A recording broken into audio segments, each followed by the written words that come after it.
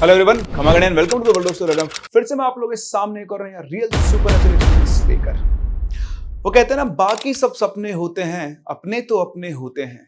लेकिन आज के जमाने में ये जो फ्रेज है, मेरे हिसाब से सही नहीं बैठती है, क्योंकि कभी कभी आपके अपने ही आपके पूरे परिवार को खत्म करने की ठान लेते हैं। ऐसे हमने कई केसेस देखे हैं जहां पर रिश्तेदारों ने ही रिश्तेदारों को मौत के घाट उतार दिया और एक बार भी नहीं सोचा। लेकिन जब सामने आकर आप किसी के ऊपर ऐसा वार करते हैं तो आपको भी अपनी जिंदगी जेल में गुजारनी पड़ती है। इसलिए लोग चुनते हैं एक ऐसा रास्ता कि चुपचाप उनके दिमाग में जो खूनी जाल चल रहा है वो पूरी तरह से सेट हो जाए, सामने वाला मर भी जाए और किसी को पता भी ना चले कि ऐसा क्यों हुआ। और इसके लिए वो लेते हैं काले जादू का सहारा। जी हाँ, कुछ ऐसा हमारे आज की इस कहानी में जो हमारे साथ शेयर की है श्रेया ने, और ये उनकी फैमिली के अंदर हुआ इंसिडेंट उनके खुद के मदर और फादर के साथ, जहाँ इनके पूरे परिवार की जिंदगी पे बात बनाई। और जब बाद में जाके खुलासा हुआ तो इनके पैर तले जमीन खिसक गई कि ये इंसान ऐसा कैसे कर सकता है। आइए सुनते हैं इस कहानी को, जो आपको ये बताएगी कैसे जमीन जायदाद की भूख आदमी को कितना नीचे गिरा सकती है। ये कहानी है श्रेया और उसकी फैमिली की, जो उत्तर प्रदेश के एटा डिस्ट्रिक्ट के अंदर रहा करते थे। अभी श्रेया इंजीनियरिंग करके एक एमएनसी के अंदर जॉब कर रही है, लेकिन उस टाइम पर वो शायद 11th क्लास के अंदर पढ़ रही थी जब ये सारे इंसिडेंट्स हुए। तो कहानी में आगे बढ़े उससे पहले अगर आपके पास वैसी कोई रियल स्टोरी है या फिर कोई इंटरेस्टिंग सुपरनैचुरल एक्सपीरियंस है तो आप हमारी इस दी गई आईडी पर या फिर स्क्रीन पर फ्लैश कर रहे इन नंबर्स के ऊपर भी हमसे इन स्टोरीज को शेयर कर सकते हैं। कई बार ये स्टोरी सुनकर मुझे भी लगता है कि मुझे भी थोड़ा बहुत काला जादू सीख लेना चाहिए, ताकि काले जादू से मैं भी अपने सब्सक्राइबर्स बढ़ा सकूं। क्योंकि आप लोग स्टोरी देख रहे हो लेकिन चैनल को सब्सक्राइब नहीं करें, तो प्लीज चैनल को सब्सक्राइब जरूर करें, ताकि मुझे किसी तरह कोई काला जादू नहीं सीखना पड़े। हम सिर्फ अपनी कहानियों के इस जादू से ही आपका दिल जीतते रहें और आप हमारे साथ हमेशा के लिए जुड़े रहें। इसलिए please do subscribe the channel. Video आपको पसंद आए तो इसे लाइक जरूर करें और लोगों के साथ शेयर करें, ताकि हमारी वीडियो का रीच बढ़ पाए। तो श्रेया के जो फादर थे वो पोस्ट ऑफिस के अंदर एक जॉब किया करते थे। ऑल्दो इसके फादर को जॉब करने की जरूरत नहीं थी, क्योंकि इनके जो दादाजी थे वो बहुत बड़े जमींदार थे और इनकी बहुत सारी जमीन थी।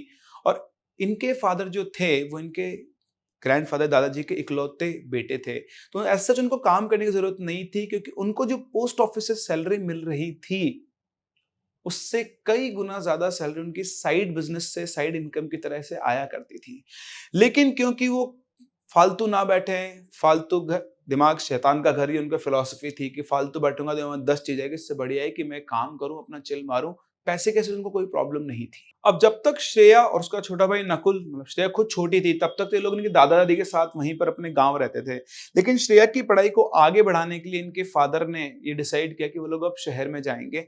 उन्होंने अपना ट्रांसफर लिया। अब दादा दादी अपने घर पे रहते थे और ये लोग बाहर शिफ्ट हो गए थे शहर के अंदर। थोड़े टाइम के बाद इनको ऐसा लगा कि कब तक किराए के मकान में रहेंगे, ऐसे अपने पास पैसे की कमी है नहीं, क्यों ना हम अपना एक मकान खरीद लें। तो इनका जो मकान था, इनको एक मकान चाहिए था, तो इनके कजिन ब्रदर थे जिनका उस शहर में ही मकान था, लेकिन वो कहीं बाहर गए हुए थे, मतलब बाहर रह रहे थे, तो उनका मकान खाली था। जब इनको बातचीत हुई, उन्होंने बोला कि मेरे को ऐसे मकान खरीदना है, तो उन्होंने बोला कि तू मेरा ही मकान ले ले, किसी और का मकान लेगा, वैसे भी खाली पड़ा है, मैं अभी यहाँ बहुत जल्दी तो लौटने वाला हूं नहीं, तो बढ़िया है, घर के आदमी को ऐसा अपना मकान चला जाएगा। तो इस तरह से उन्होंने इनका वो घर खरीद लिया। अभी मैं आपको बताऊं, ये जो घर इन्होंने खरीदा, ये जो कजिन थे, ये कजिन एक्चुअली इनका एक ऑलमोस्ट रियल ब्रदर था। इनका जो कजिन था वो इनकी, जो श्रेया के फादर थे, उनकी मदर के भाई का बेटा था। मतलब ये श्रेया के फादर के मामा का लड़का था। और इसको जो श्रेया के दादाजी है उन्होंने अडॉप्ट किया था और इन दोनों भाइयों को एक साथ उन्होंने पाला था। उन्होंने अपने बेटे और अपनी जो सिस्टर थी उसके भाई के, जो अपनी वाइफ थी उसके भाई के बेटे में कोई कभी फर्क नहीं किया और दोनों को ऑलमोस्ट एक साथ ही बड़ा किया। इधर श्रेया के फादर और उनका जो कजिन था, इनका नाम राकेश था, इन दोनों में भी बहुत अच्छी बॉन्डिंग थी और दोनों में सगे भाइयों से भी ज्यादा प्यार था। तो फाइनली उन्होंने वो घर खरीद लिया। घर खरीदने के बाद, क्योंकि ये श्रेया के फादर का पहला घर था अपनी कमाई का, और उन्होंने उसके अंदर प्रॉपर अच्छे से पूजा पाठ करवाई, अपने मदर फादर को बुलाया, अपने भाई को भी उसने इनवाइट किया, लेकिन ना उसका भाई आया ना उसकी फैमिली आई। उसने बता दिया कि यार मेरे को ना छुट्टी नहीं मिल पा रही है, तो तू आराम से सेट हो, फिर मैं उसके बाद दोबारा कभी आऊंगा। तो पूजा वगैरह हुई, ये लोग सब शिफ्ट हुए, उसके बाद वो इनका डेली का शेड्यूल चलने लगा। श्रेया अपने नए स्कूल जाने लगी, इनके फादर भी अपना जो नया पोस्ट ऑफिस उन्होंने ज्वाइन किया था वहां जाने लगे, और 1-2 महीने तक सब कुछ सही रहा। इसका छोटा भाई नकुल, जो भी सेकंड स्टैंडर्ड में था, उसके स्कूल शुरू नहीं हुए थे, वो थोड़ा लेट शुरू होने वाले थे। लेकिन 2 महीने के बाद एक दिन अचानक से इनके जो फादर थे उनको उनकी जॉब से निकाल दिया गया। इसके बाद श्रेया के फादर ने कोई दूसरा मतलब तरीका नहीं या दूसरी जॉब ढूंढने की कोशिश नहीं की। किसी ने आपको बताया कि उनके साइड बिजनेस से इतना अच्छा खासा पैसा आ जाता है कि उनको काम करने की जरूरत नहीं थी और उसके बाद वो अपने काम पर ही ध्यान देने लगे। लेकिन धीरे धीरे धीरे उनको बिजनेस के अंदर भी लॉस होने लगा और क्योंकि वो काम जाते थे, दिन भर घर में ही रहते थे, तो दिन भर जब आप घर में रहते हैं तो दो बर्तन घर में बचते ही बचते हैं। तो ऐसे ही इनकी मदर और इनके फादर दोनों के बीच में पहले छोटे छोटे ऐसी बातचीत होने लगी, फिर वो बातचीत झगड़े बदलने लगी और इन दोनों के अंदर अब आए दिन झगड़े होने लगे। यहाँ पर एक बहुत स्ट्रेंज चेंज जो आ रहा था वो श्रेया के फादर के अंदर आ रहा था। श्रेया के फादर बहुत ही धार्मिक प्रवृत्ति के आदमी थे। आप सोचिए इतना पैसा कमाने के बाद अगर आदमी जॉब कर रहा है अपने आप को ठीक रखने के लिए, तो उसका लेवल, मेंटल लेवल क्या होगा। ना वो शराब पीते थे, ना वो नॉनवेज खाते थे, हाथ तक नहीं लगाते इन चीजों को। लेकिन अब उनका रोजाना का शराब पीने का कार्यक्रम बनने लग गया था। वो नॉनवेज भी खाना उन्होंने शुरू कर दिया था। पहले वो घर के बाहर नॉनवेज खाते थे, लेकिन अब वो घर के अंदर तक नॉनवेज लेकर आ गए थे और घर के अंदर ही उनके लिए नॉनवेज बना करता था। श्रेया की मदर इसे बर्दाश्त नहीं कर सकती थी और शुरू शुरू में वो उनको मना किया करते थे, इसी बात पर उनके झगड़े होते थे। लेकिन धीरे धीरे धीरे श्रेया की मदर भी ट्रांसफॉर्म हो गई और वो भी नॉनवेज कंज्यूम करने लगे और अब दोनों हस्बैंड वाइफ घर के अंदर नॉनवेज बनाने लगे। इन लड़ाइयों की वजह से श्रेया की जो मदर थी वो थोड़ी डिस्टर्ब भी बहुत चल रही थी और थोड़ा मेंटली अनस्टेबल सी हो गई थी और श्रेया उनको ऑब्जर्व कर रही थी। लेकिन जब उन्होंने भी नॉनवेज खाना शुरू कर दिया तो श्रेया को ये बात समझ आई कि दोनों के दोनों हस्बैंड वाइफ एकदम से कैसे ट्रांसफॉर्म हो गए हैं।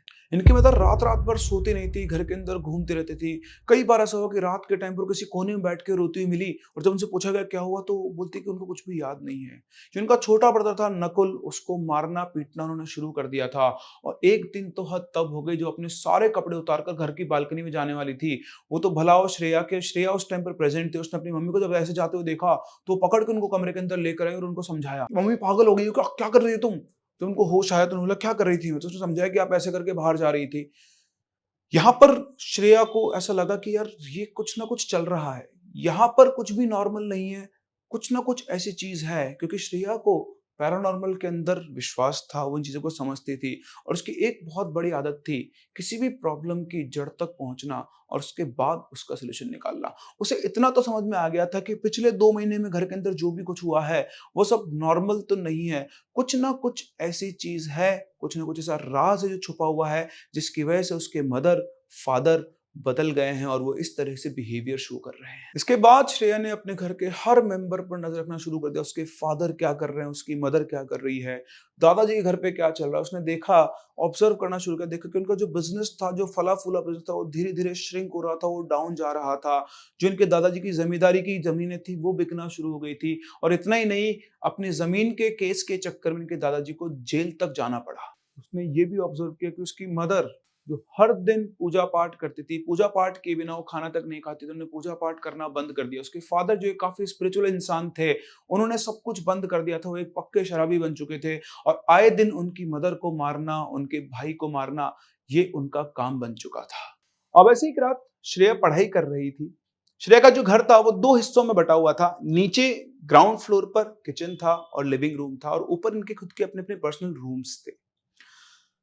श्रेया करीबन रात का 1 बजे का टाइम रहता, अपनी पढ़ाई कंप्लीट करके बस वो सोने की तैयारी में लग रही थी, तभी उसे अचानक से घर के अंदर बर्तन गिरने की आवाज आई। उसे लगता है कि घर के अंदर या तो कोई चोर या कोई बिल्ली नहीं घुस गया, तो एक डंडा उठाती है और चुपचाप दबे पांव किचन की तरफ जाने लगती है। जैसे वो सीढ़ियों पर पहुंचती तो वो देखती है कि किचन के अंदर उसकी मम्मी खड़ी हुई है। वो चुपचाप साइड में छुपकर और किचन के अंदर हो रही हरकतों को देखने लगी और उसे अपनी आंखों पर विश्वास नहीं हो रहा था। उसकी मदर ने किचन का जो फ्रिज था वो खोला और फ्रिज में जो कच्चा नॉनवेज रखा हुआ था, आप जानते हैं नॉनवेज को आप कहाँ रखते हैं, फ्रीजर में। अगर घर के अंदर स्टोर कर रहे हैं, फ्रीजर में से उस नॉनवेज निकाला, उस नॉनवेज को वो कच्चा ही खा रही थी। उसे अपनी आंखों पर विश्वास नहीं होता कि ये कैसे पॉसिबल है। उसे विश्वास नहीं होता कि ये वही लेडी है जो पूजा पाठ किया करती थी, जो बिना पूजा पाठ के खाना नहीं खाते, आज उसकी आंखों के सामने कच्चा नॉनवेज खा रही है। बिल्कुल छुप गए ताकि उसके बारे में उसकी मदर को बिल्कुल पता न लगे और उनकी हरकतों को देखते हुए साथ साथ उसकी आंखों से आंसू बह रहे थे कि उसकी मदर का ये क्या हाल हो गया है। वो अपनी मदर को देख रही थी, तभी उसे उसकी मदर के पास में एक परछाई दिखाई दी। पहले तो उसे लगा कि उसके फादर होंगे, लेकिन जब उसने ध्यान से देखा और वो परछाई उसकी आंखों नजरों के सामने आई तो उसकी धड़कनें मानो रुक गई। श्रेया की मदर के बगल में एक आधी जली हुई औरत खड़ी थी और वो साइड में खड़ी होकर उसकी मदर को घूर रही थी। और घूर भी वो ऐसे नॉर्मल नहीं है, वो उसको इस तरह से घूरते जाने कब उसे मौका मिले और वो श्रेया की मदर को कच्चा चबा जाए। श्रेया सब देख ही रही होती है कि तभी उसे पीछे से फील होता है कि उसके पीछे से गया। वो घूम कर पीछे देखती है, उसे कोई नजर नहीं आता और जब वो वापस देखती है तो उसकी एकदम सांस रुक जाती है, क्योंकि वो औरत जो थी वो एकदम से उसके मुंह पे सामने आके खड़ी हो गई थी और एकदम से वो फ्लैश के अंदर गायब हो गई। उसे कुछ समझ में नहीं आया कि क्या हुआ, वो बहुत बुरी तरह घबरा गई थी। उसने वापस किचन की तरफ देखा तो उसकी मम्मी वहां से गायब हो चुकी थी। उस किचन से कहीं जाने का जो रास्ता था वो एक ही रास्ता था जहां पर श्रेया बैठी हुई थी और उसकी आंखों के सामने उसकी मम्मी ओझल हो गई। श्रेया थोड़ी देर के लिए वहीं बैठ जाती है। उसे बहुत बुरी तरह रोना आ रहा था और उसे समझ में आ गया था कि उसकी फैमिली के अंदर जो भी चल रहा है वो नॉर्मल नहीं है। वो बैठी बैठी सोच रही थी कि वो क्या करे क्या नहीं करे, तभी उसकी नजर सामने दीवार पे एक छिपकली पर पड़ी है। घर के अंदर छिपकली दिखना कोई बड़ी बात नहीं है, लेकिन सर्दियों के मौसम में भरी ठंड में छिपकली का दिखना थोड़ी अजीब बात है। और उसके बाद भी सिर्फ ऐसा नहीं कि वो छिपकली थी, वो छिपकली उस दीवार पे खड़ी होकर श्रेया को घूर रही थी। जस्ट इमेजिन, आप बैठे हुए और एक छिपकली आकर आपको घूर रही है। भाई साहब, आपकी रूह कांप जाएगी। और कुछ ऐसा ही श्रेया के साथ हुआ। तभी श्रेया की नजर अपने रूम पर पड़ती है। उसे लगता है कि उसके रूम के अंदर कोई गया है। वो दौड़कर अपने रूम में जाती है, चारों तरफ देखती है, उसे कोई दिखाई नहीं देता है, लेकिन उसे अपने रूम के अंदर एक बहुत स्ट्रॉन्ग प्रेजेंस फील होती है। उसे ऐसा लगता है कि उसके आसपास कोई है, उस रूम के अंदर वो अकेली नहीं है। उसे कुछ समझ में नहीं आ रहा था उसे क्या करना है। वो अपने माता पिता को ये बात नहीं बता सकती थी कि वो पहले ही उन चीज़ों के जकड़न में थे। उसे ये भी नहीं पता था कि उसके भाई का क्या हाल है, उसको भी इन चीज़ों ने काबू कर रखा है या फिर नहीं। वो अकेली थी जिस घर के अंदर बची हुई थी और तभी उसे याद आई उसकी दादी की। लेकिन अभी भी सुबह होने के अंदर 4-5 घंटे का समय बाकी था और ये 4-5 घंटे का समय श्रेया को शायद अकेले ही काटना था। ये सब सोचते हुए श्रेया अपने बेड पर लेटने के लिए जाती है और जैसे ही बेड पर लेटने के लिए वो गद्दे पर हाथ रखती है तो आप समझते हैं गद्दा जो हाथ से कंप्रेस होता है, तो उसके जस्ट अपोजिट साइड भी गद्दा हाथ से कंप्रेस होता है। जैसे श्रेया के साथ साथ कोई और भी बेड पर बैठे तो उसे घबरा जाती है, चारों तरफ देखती है, कुछ भी नहीं था। तो उसे लगता है कि अभी तक उसने जो कुछ भी देखा उसकी वजह से शायद उसको ये वहम हो रहा है। श्रेया बस आंख बंद करके लेटती है, तभी उसे किसी के हंसने की आवाज आती है और ये हंसने की आवाज बहुत ज्यादा क्रीपी थी, बहुत ज्यादा डरावनी थी।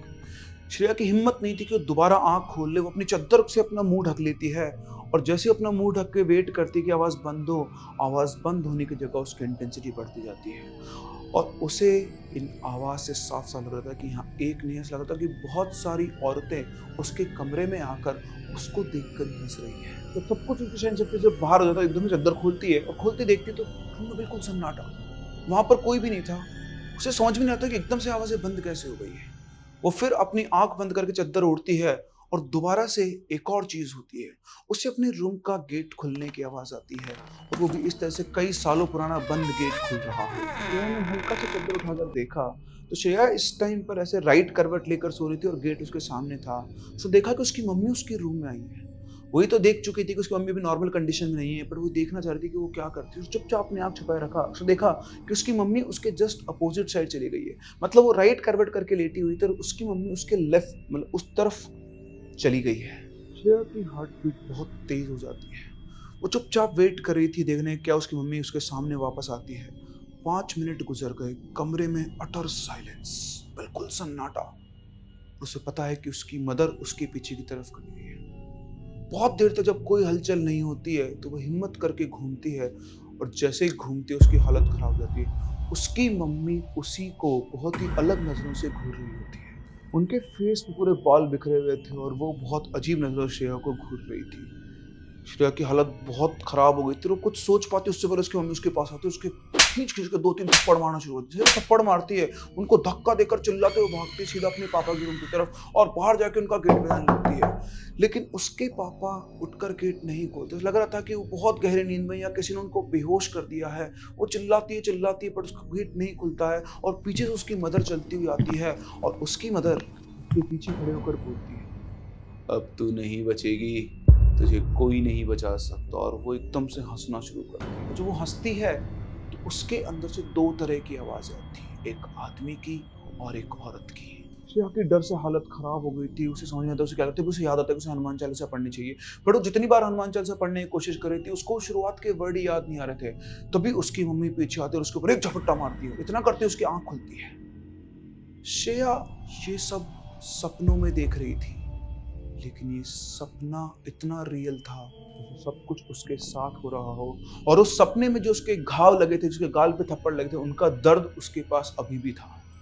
उसे कुछ समझ में नहीं आता, वो बहुत बुरी तरह परेशान हो गई। उसने टाइम देखा तो उसे अभी लेटे हुए सिर्फ 1 ही घंटा हुआ था। ये सब देखने के बाद श्रेया में हिम्मत नहीं, लेकिन तभी उसे अपने भाई का ध्यान आता है। उसे लगता है कि कहीं उसके भाई को कुछ नुकसान ना हो। ऑल्दो उसके अपने मम्मी पापा के रूम में जाने की हिम्मत नहीं थी, लेकिन फिर भी अपने भाई के लिए वो जाती है। वो जाकर रूम के गेट पे नॉक करती है, देखती है कि रूम का गेट खुला हुआ था। उसको खोलती है तो वो देखती है कि उसके मम्मी पापा सोए हुए हैं और बीच में उसका भाई भी सोया हुआ है। सब लोग आराम से गहरी नींद में हैं। उनको देखती है, उसके बाद गेट वापस बंद करती है और अपने रूम में आकर वो बैठती है और बैठकर रामायण की किताब उठाती है, उसमें सुंदरकांड का पाठ करना शुरू करती है। पाठ करते करते श्रेया की कब आंख लग जाती है उसे पता नहीं चलता। जब वो सुबह उठती है तो घर के अंदर अब भी सन्नाटा पसरा हुआ था। वो फटाफट से उठकर जाकर अपने पेरेंट्स के रूम में चेक करती है, क्योंकि उसको अंदेशा था कि कहीं कोई अनहोनी तो नहीं हो रही है। वो जाती है, गेट खोलती है, सब लोग अभी भी वैसे के वैसे ही सोए हुए थे। उस वक्त सुबह के करीब 9 बज रहे थे। वो किसी को भी उठाती नहीं है। वो अपनी दादी को फ़ोन लगाती है और अभी तक जो भी कुछ उसके साथ हुआ, जो रात को हुआ, उससे पहले जो इंसिडेंट्स हुए हैं, वो सब उसने अपनी दादी को डिटेल में बताया। श्रेया की दादी भी घबराते हुए श्रेया से बोलती है, कल रात को बेटा मैंने भी एक सपना देखा जिसमें तेरे दादा, तेरे पापा और तेरी मम्मी की चिता एक साथ जल रही है। मुझे अंदेशा है कि कुछ ना कुछ अनहोनी नहीं हो जाए। हम लोग को बहुत जल्दी कुछ ना कुछ करना होगा। अपनी दादी की ये बात सुनकर श्रेया और डिस्टर्ब हो जाती है। वो रोने लगती है। उसकी दादी बोलती है, बेटा तू रो मत, अब तू और मैं ही हैं जो कुछ कर सकते हैं, क्योंकि जो भी ये कुछ चल रहा है, मुझे ऐसा लगता है कि तेरे दादा, तेरे पापा और तेरी मम्मी तीनों इस चीज की गिरफ्त में है। ये किसने किया है, क्या किया है, वो तो हम बाद में पता करेंगे, लेकिन अगर हमने सही टाइम पर सही काम नहीं किया तो हम इन तीनों को खो सकते हैं। इसके बाद श्रेया से कहती है, बेटा तो हिम्मत रख, मैं अभी पंडित जी के पास जा रही हूँ। मैं जानती हूँ एक पंडित जी बहुत बहुत पहुंचे हुए हैं, वो उनसे मिलकर मैं बात करके आती हूँ। तो वो गई। करीबन 1-2 घंटे के बाद उसकी दादी का उसके पास फ़ोन आता है और बताती है कि बेटा हमारे घर में एक प्रेत बाँधी गई है और उस प्रेत को हमारे घर में इसलिए बाँधा गया है ताकि हमारे पूरे परिवार को ख़त्म किया जा सके। ये जो भी कुछ किया गया है, जो भी वो प्रेत बाँधी गई है, उसकी अस्थियाँ हमारे घर में छुपा के रखी गई है और उनको इस तरह से छुपाया गया है कि किसी को भी आसानी से मिले नहीं। और अगर हमें वो अस्थियाँ नहीं मिली तो हम इन लोगों को खो सकते हैं। बेटा हमें वहां पर आने में समय लगेगा, इसलिए अस्थियां खोजने का काम तुझे ही करना है। पूरे घर का चप्पा चप्पा छान मार, हर एक ऐसी जगह जहां तू सोच भी नहीं सकती वहां पर भी ढूंढ, लेकिन किसी भी हालत में ये अस्थियां मिलना बहुत जरूरी है। इसके बाद उसकी दादी श्रेया की बात उन पंडित जी से करवाती है। ये जो पंडित जी थे, इनके गांव के एक आदमी थे जिनके अंदर देवता आते थे। उनसे कहते हैं कि सुन बेटा, तू बहुत ढूंढेगी, लेकिन तुझे वो अस्थियां नहीं मिलेगी, क्योंकि जिसने भी अस्थियां छुपाई उसे पता है कि पता लगने के बाद हम उनको ढूंढने की कोशिश करेंगे। तो जहां कहीं भी हो, बहुत बहुत तुझे मेहनत करनी पड़ सकती है, पर तू हिम्मत मत हारना। कैसे भी करके तुझे वो अस्थियां ढूंढनी है, तभी हम तेरे परिवार वालों को बचा पाएंगे। उनकी बातें सुनकर श्रेया बहुत बुरी तरह से रोने लग जाती है। तो जैसे वो रोती है तो पंडित जी गुस्सा करते हुए बोलते हैं, अगर तुझे रोना है तो अपने माता पिता के मरने के बाद रोना। अभी ये सब रोना पीटना छोड़ और जो मैं तुझसे कह रहा हूं उस चीज को ढूंढना शुरू कर। वो श्रेया के अंदर एक अलग एनर्जी भरते हैं। उनकी बात सुनकर श्रेया भी एक दृढ़ निश्चय लेती है कि चाहे कुछ भी हो जाए, वो इन अस्थियों को ढूंढ कर रहेगी। फोन कटने के बाद श्रेया अपने मिशन पर चालू हो जाती है और वो घर के अंदर उन अस्थियों को ढूंढना शुरू करती है। श्रेया सबसे पहले अपने भाई को उठाती है और उठाकर उसको उसके किंडरगार्टन स्कूल छोड़कर आती है, ताकि जो भी कुछ हो वो बिल्कुल सेफ रहे। स्कूल छोड़ के आने के बाद उसके जो मदर फादर थे वो अपने अपने काम से बाहर चले गए और उसने अपना खोजी अभियान शुरू किया।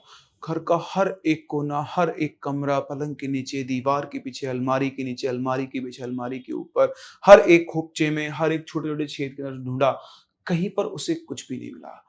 पूरा घर छानने के बाद जब वो थक हार के एक जगह बैठ गई तो वो ये सोच रही थी कि घर का ऐसा कौन सा पार्ट है जो उसने ढूंढा नहीं है। और तभी उसकी नजर सीढ़ियों के पास एक छोटा सा जो बुखारी होती है, स्टोर रूम टाइप, उस पर पड़ी और वहां नजर भी उसकी पड़ी उसी छिपकली के ऊपर जो उस दिन उसको रात को दिखाई दी थी। वो छिपकली अब भी श्रेया को घूर रही थी। जैसे इनकी नजरें मिली, उसके करीबन 1 मिनट के बाद वो छिपकली उस स्टोर रूम के अंदर घुस गई। और जैसे ही वो स्टोर रूम के अंदर घुसी, श्रेया को याद आया कि उसने ये तो चेक ही नहीं किया।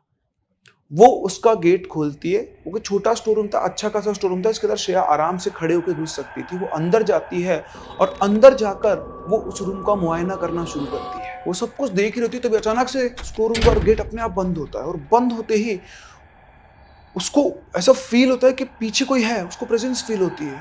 वो उसकी हालत बहुत ज़्यादा टाइट हो जाती है कि कहीं वो फँस गई है इस ट्रैप के अंदर, और तभी उसे अपने पीछे से किसी के साँस लेने की आवाज़ आती है। श्रेया की हिम्मत जवाब दे रही थी, उसमें इतनी हिम्मत भी नहीं थी कि वो पीछे घूमकर देख ले।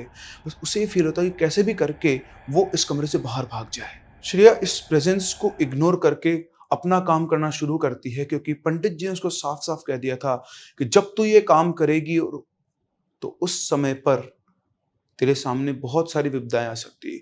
कोई तुझे बार-बार रोकना चाहेगा, तुझे कई लोगों की आवाज़ें आएँगी, लेकिन बेटा तुझे पीछे घूमकर नहीं देखना है और तुझे अपना काम करते रहना है। तू चिंता मत कर, तेरा कोई कुछ नहीं बिगाड़ पाएगा। वो स्टोर बिना पीछे घूमे आगे बढ़ती है स्टोर रूम की चीज़ें चेक करने के लिए, तभी उसे अपने भाई के रोने की आवाज़ आती है। उसे ऐसा लग रहा था कि उसका भाई स्टोर रूम के बाहर खड़े होके रो रहा है।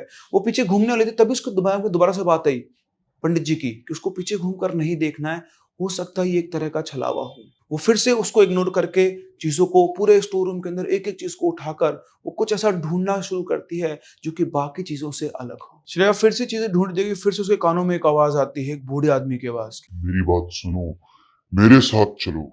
तुम्हें हमसे डर नहीं लगता है? सुन नहीं रही हो? तुम मेरे साथ चलो। ये बातें सुन-सुनकर और इतनी देर एक्सपीरियंस के बाद श्रेया को तो समझ में आ गया था कि जब तक वो पीछे मुड़कर नहीं देखेगी, कोई उसका कुछ नहीं कर सकता है। वो एक ही डायरेक्शन में चलते-चलते बिना पीछे मुड़े हर चीज़ देखते रहती है। तभी उसकी नज़र खिड़की पर पड़ती है। ऑलमोस्ट शाम का टाइम हो चुका था। दिन भर से वो चीज़ों को खोज रही थी और उसका भाई किंडरगार्टन में अकेला था। वो बुरी तरह थक-हार चुकी थी, उसको कहीं कुछ नहीं मिल रहा था। वो खिड़की से देखकर वापस कमरे में आती है और तभी उसकी उसका कदम जो पैर है ना, वो एक टाइल पर गिरते हैं। टाइल पर गिरने से एक आवाज़ होती है। अब आप समझते हैं कि अगर टाइल के नीचे मिट्टी ठीक से भरी नहीं तो उसमें एक अलग सी आवाज़ आती है। वो बाकी टाइलों को भी हर तरफ से चेक करती है, किसी और टाइल में ऐसी आवाज़ नहीं आ रही थी। वो वापस उस टाइल पे पहुँचती है और उसको 2-3 बार पैर से टच करने के बाद वो समझ जाती है कि हो सकता है वो जो भी कोई चीज़ है उस टाइल के नीचे छुपाई गई हो। वो इस तरह टक-टक करके टाइल को चेक करती तो टाइल अंदर से वाक़ई में खोखली थी। उसकी आँखों में एक चमक आ जाती कि शायद चीज़ वो ढूँढ रही थी वो उसे मिल गई है। लेकिन अब वो उस टाइल को उखाड़े कैसे? तो चारों तरफ नज़र मारती तो उसे कोने के अंदर एक खुरपी दिखाई देती है, जिससे वो पहले के ज़माने में प्लास्टर करते थे। उसको उठा के लेकर आती है और वो उस टाइल को खोदना शुरू करती है। थोड़ी बहुत मशक के बाद ही, क्योंकि नीचे बेस नहीं था, तो टाइल आसानी से टूट जाती है और टूटते ही उसको एक लाल कपड़े में बंधा हुआ एक कलश मिलता है। वो समझ जाती है कि ये वही चीज़ है जिसको वो ढूँढ रही थी। वो फटाफट से उसको उठाती है और उस रूम से बाहर भागती है। सीधा मंदिर वाले कमरे में पहुँचती है, गंगा जल उठाती है और गंगा जल और उन अस्थियों को लेकर वो बाहर भागती है अपने घर के बाहर। अपने घर के बाहर उसने एक बाल्टी पहले से ही रखी हुई थी। उसको पंडित जी ने पहले ही बता दिया था उसको क्या करना है। वो उस बाल्टी के अंदर गंगा जल डालती है और उसके बाद डिब्बे से लेकर एक धार बनाकर उन अस्थियों को उसी के अंदर प्रवाहित करना शुरू कर देती है। ये सब करने के बाद श्रेया के मन में एक शांति आती है, लेकिन उसे एक बात समझ में नहीं आ रही थी कि जब वो सब चीज़ें ढूँढ रही थी, वो सब चीज़ें उसके आस-पास थी, वो उसको रोक क्यों नहीं पा रही थी। वो फटाफट से अपनी दादी को फ़ोन करती है, बताती है कि उसे अस्थियाँ मिल गई, उसने उसको प्रवाहित कर दिया है। तब उसकी दादी से वो पूछती है कि दादी मुझे कुछ क्यों नहीं हुआ? तो उन्होंने बताया कि बेटा जब से तू ये चीज़ें ढूँढ रही है, तब से हम दोनों यहाँ पर बैठकर यज्ञ करवा रहे हैं और उसी वजह से वो जो भी बुरी ताकतें थी, वो तेरा कुछ भी नहीं बिगाड़ पा रही थी। उसके बाद उसकी दादी बोलती है कि तू चिंता मत कर, अब सब ठीक है, तू घर पहुँच, हम लोग कल तक घर पहुँच जाएँगे। उसके बाद वो सीधा किंडरगार्टन स्कूल जाके अपने भाई को लेकर आती है। रात तक उसके पेरेंट्स आते हैं। वो उनसे डरी हुई तो रहती है, लेकिन वो एक्ट ऐसे करती है कि कुछ भी नहीं हुआ है। ऑल्दो अब उसके पेरेंट्स भी पहले से थोड़ा उसको ठीक लग रहे थे।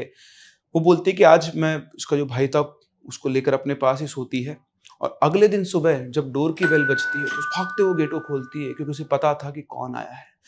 गेट खोलते ही सामने उसकी दादी और वो बाबा साथ में ही खड़े हुए थे। आने के बाद उसकी दादी श्रेया को संभालती है। फिर इनके घर में भी यज्ञ होता है। वो इनके पेरेंट्स को सब कुछ बताती है कि क्या-क्या हुआ। श्रेया भी सारी डिटेल्स देती है। उसके पेरेंट्स भी शॉक्ड हो जाते हैं। उन्हें तो चीज़ें याद ही नहीं थी। मतलब ऐसा लगता है वो तो किसी कंट्रोल में चल रहे थे। करीबन इस इवेंट के बाद करीबन 1 डेढ़ महीना लगा इसके पेरेंट्स को वापस से रिकवर करने में, क्योंकि इनकी बॉडी और माइंड पर इस चीज़ का सबसे ज़्यादा इम्पैक्ट हुआ था। उन गुरुजी ने जब सब कुछ किया, ठीक किया, उसके बाद जब उनसे पूछा कि आखिर ये सब क्या था? तो उन्होंने बताया कि ये आपके ऊपर किसी ने करवाया था और जिसने करवाया वो कोई और नहीं, ये वही लड़का है जिसे आपने गोद लेके पाला था। ये सुनकर सब के सब शॉक्ड रह जाते हैं।